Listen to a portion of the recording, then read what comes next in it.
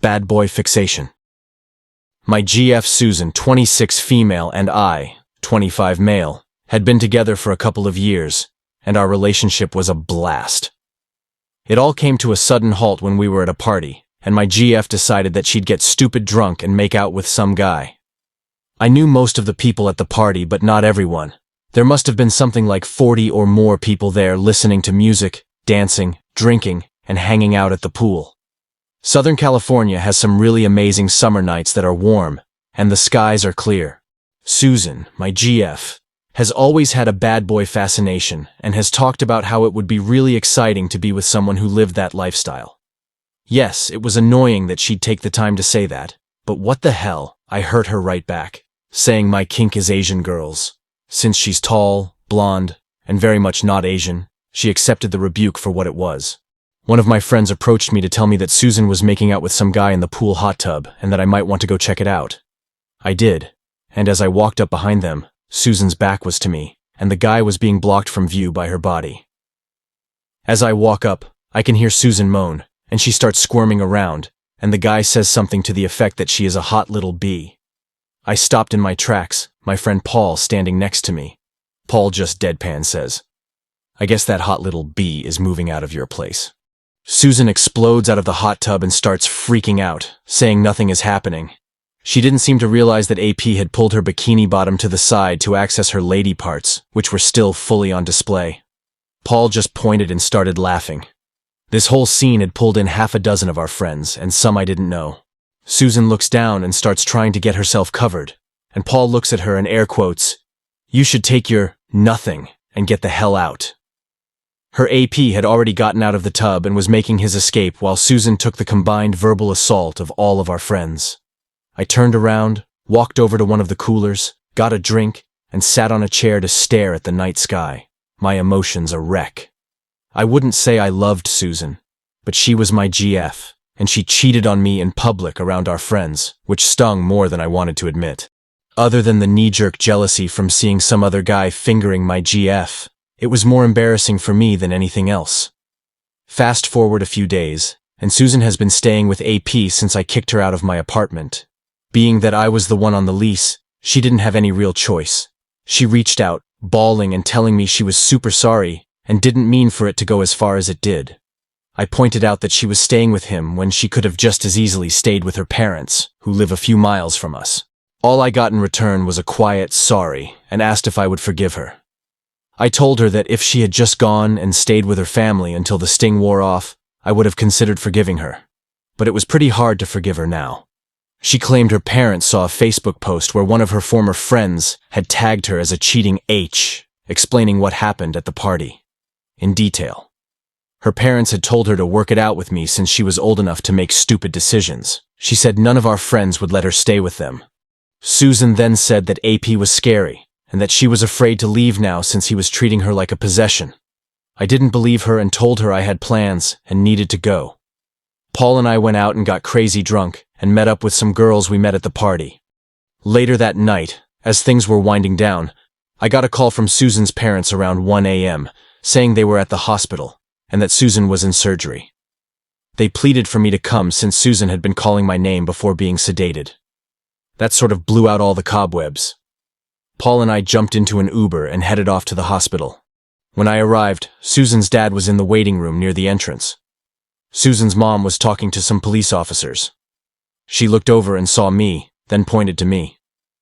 The police walked over as I approached her dad, asking what had happened. The police introduced themselves before her dad could answer and said they needed to ask me some questions about AP. I agreed and did my best to give them as much information as I had, including the conversation between Susan and me, where she voiced her concern that AP was scaring her. I told them honestly that I figured it was another of Susan's ploys to get me to relent and take her back. I could tell her dad was angry, but he knew Susan was there because he and her mom refused to take her in. So, yeah, we all got to eat a crap sandwich that night because we failed to get Susan out of a really bad situation. Paul was talking to Susan's mom and put his arm around her. I could see the guilt in his eyes too. The cops were still looking for AP, so we had to sit and wait. Susan's surgery took over 5 hours before the doctor told us she was moved to the recovery room of the ICU. Basically, she had a traumatic brain injury from being thrown down a set of stairs. She had multiple broken bones and severe blunt force injury to her brain. The doctor said it was just time to wait and hope that they could control her brain from swelling. It took a few days before we could go in and see Susan. She had been put into an induced coma to help with the recovery, and there was very little anyone could do but wait. We all did rotations, being at the hospital as much as life allowed us. Susan's mom and dad were at the hospital and called me early Saturday morning to tell me that Susan was awake and that the doctors were cautiously optimistic about her progress and tests. When I got to the hospital, I met up with her parents and got hugs all around. Paul was even on his way down with some of our other friends. It took another day before we got to go in to see her. Susan's parents went in first and spent some time with her. Then Susan asked if I was there. Her mom said I had been at the hospital every day since she was admitted. Her mom said that made her cry. Eventually, I was allowed to go in and see her. I was shocked at how she looked. Her entire face was a bruise, and her head was still mostly covered with a huge bandage. She had a cast on her leg, and another one of her arms was completely immobilized to the shoulder. I walked to the bed and sat on a chair, trying to be as quiet as possible. Susan had fresh tears running down her cheeks, but her eyes were open enough to tell she was looking at me. I reached over and took her hand and kissed it. She tried to speak a few times, but I just told her, "No, you don't need to say anything. I'm here, and I'm not going anywhere." She let out a big sob and closed her eyes. It took almost a month before Susan was released from the hospital, and she moved home with her parents so they could take care of her during recovery. I was able to stay over in the spare bedroom any night I wanted. Mostly, I stayed in her room on a reclining chair her dad had brought in. There was never an official getting back together. We just never separated again. When Susan was well enough to be up and about, we moved her back into the apartment. Susan is a very different person now. I don't mean it in the sense of learning a lesson. I'm sure she learned a valuable lesson. At some point in this, she changed as a person.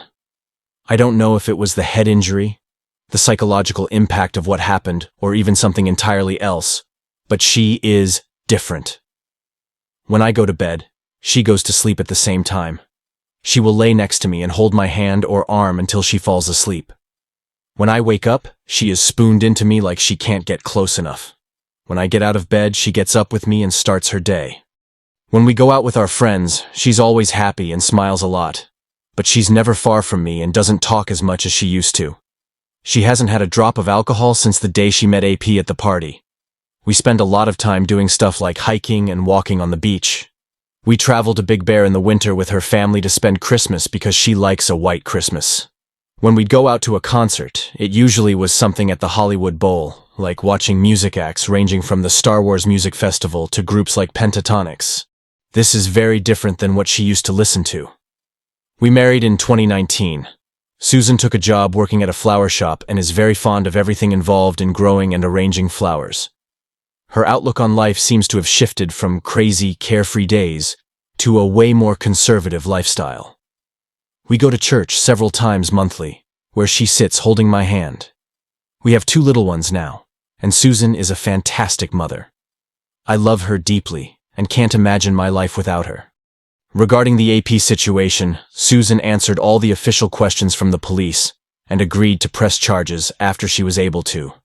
AP was apprehended a few days after the incident, and his bail was denied until Susan's medical situation was sorted out. During the search of his house, many other charges for drugs, guns, and stolen property were added to the list. AP was sent away long enough that society wouldn't worry about him for a long time since this was his 3rd strike.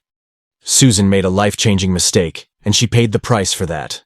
This is my story, and I own every bit of the blame, jealousy, and resentment that almost killed Susan.